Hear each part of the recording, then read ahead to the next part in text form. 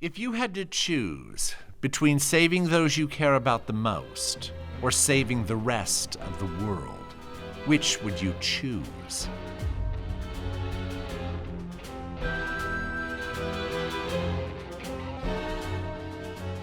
Okay, welcome back, John. We're at part 2 of this interview. Once again, thanks for having me, Elman. Oh, thank you for coming. And it's a pleasure having you, especially being a fan of yours during my middle school years and hearing your villainous voice. That was a record of my best work. Anyway, so we covered on a previous section you getting started in the industry, you starting with Lunar with Victor Ireland and working designs. Now we're going to go more into the viewer questions. And like I said, some of these were from fellow fans and some were from the Lunar Reddit. Thank you very much, guys. So without further ado, let's go on. I know you didn't play the game, but some of them asked questions about the game, so we'll go on with that. Do you remember much of the story? This is my question. Do you remember much of the story of Lunar? Sure.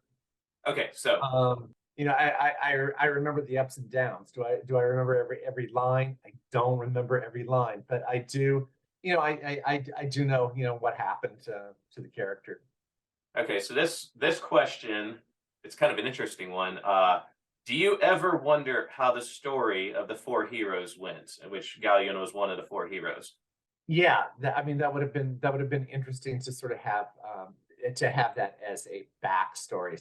I suppose that I am curious. I imagine that they all went their separate ways. Yeah, and I have the manga in Japanese. There is a backstory when they were younger and traveling together and such. I've only read through. Oh, that's interesting. I sort of projected it. I sort of projected it forward rather than thinking back. Yeah, I'd love to see that. If I have not seen that, so if you have that, well, I'll meet you. That would be fun. Yeah, if I meet you sometime, I'll bring it along and I'll show it to you and explain it because it's pretty nice. And I got the Lunar novels too. It's written by the same writer as the guy who did the games, Shigema K. But following up, how do you picture the younger, less corrupted Ghaleon at the start of the journey with Dine, who was his best friend? Ghaleon does what Ghaleon does for all the right reasons. People become corrupted and become warped when bad things happen to them, and when they're left with only bad choices. And I imagine, and I know, that Ghaleon always had, a bit of an attitude and a bit of a superiority complex. But as things piled onto him, and he had only a series of bad choices to make. I guess the expression seems kind of tired, but you got to do what you got to do. And Ghaleon did what he did for all the right reasons.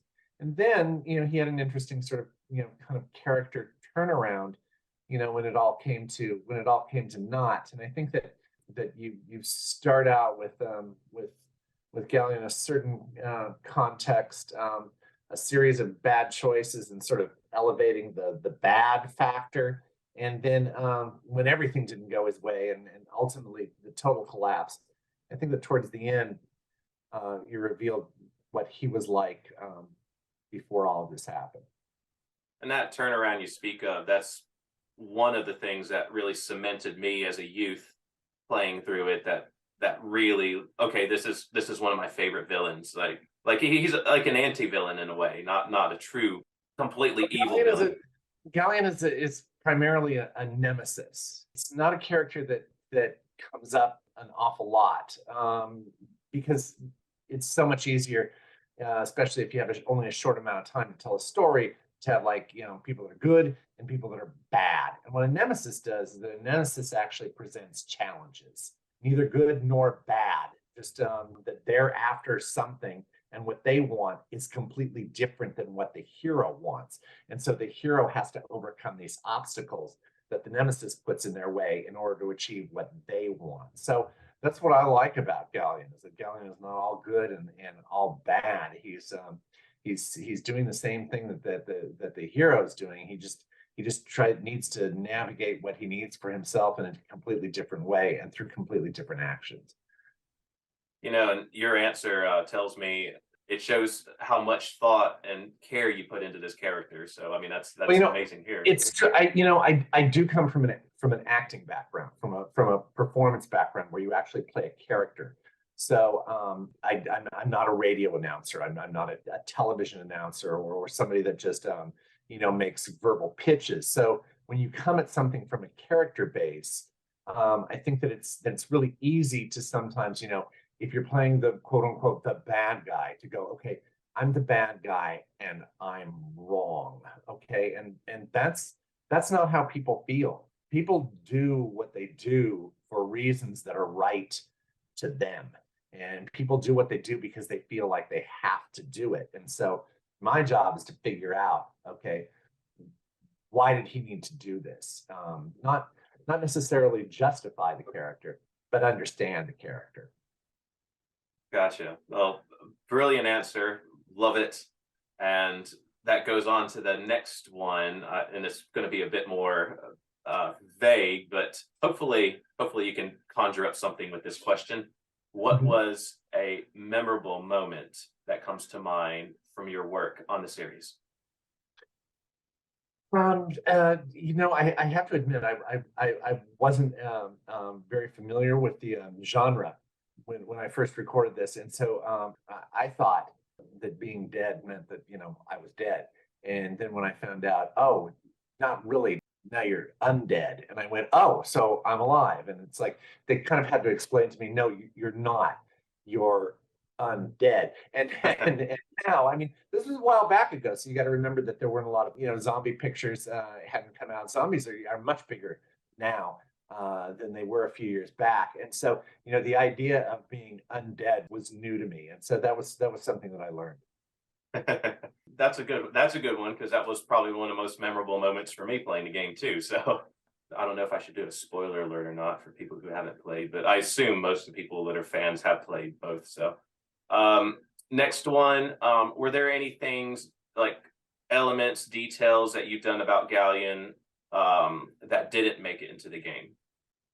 No, I mean, if you play a character, you have to think about, all kinds of different things that the character is going to do, and is all of that going to necessarily be visible?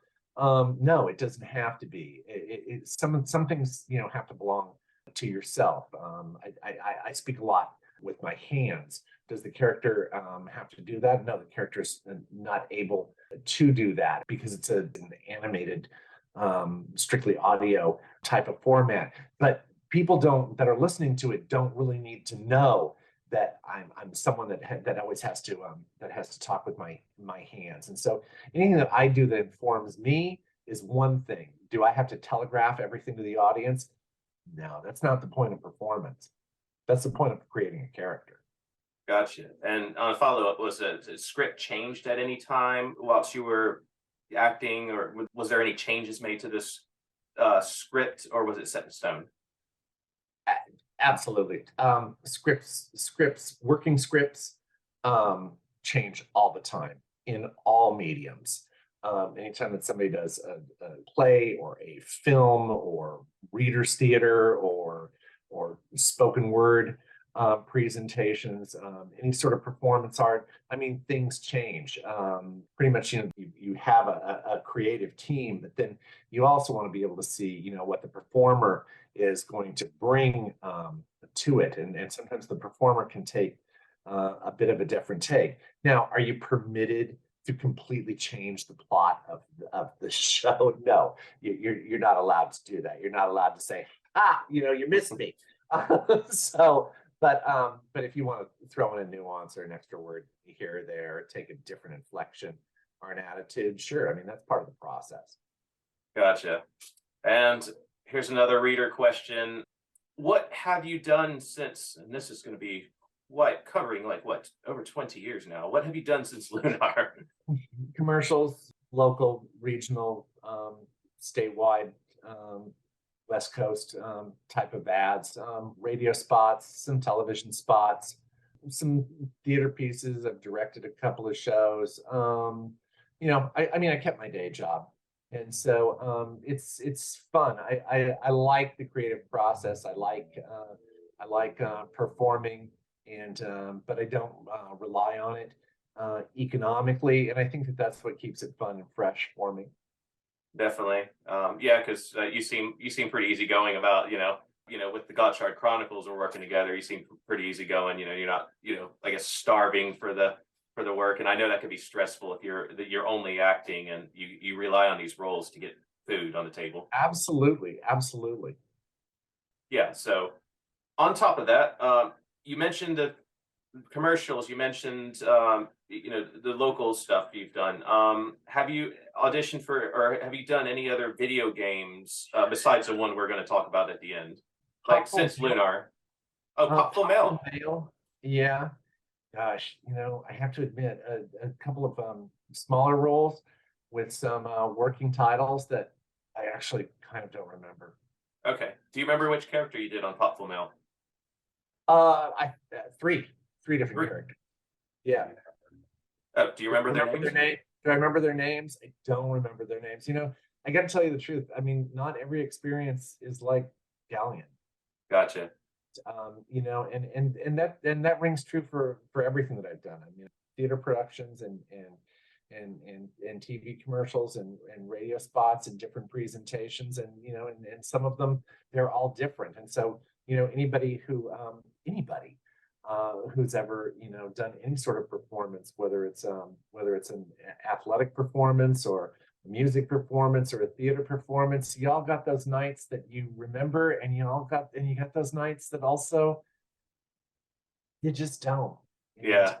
And not every experience is the same, and not every experience is impactful, and that's absolutely okay.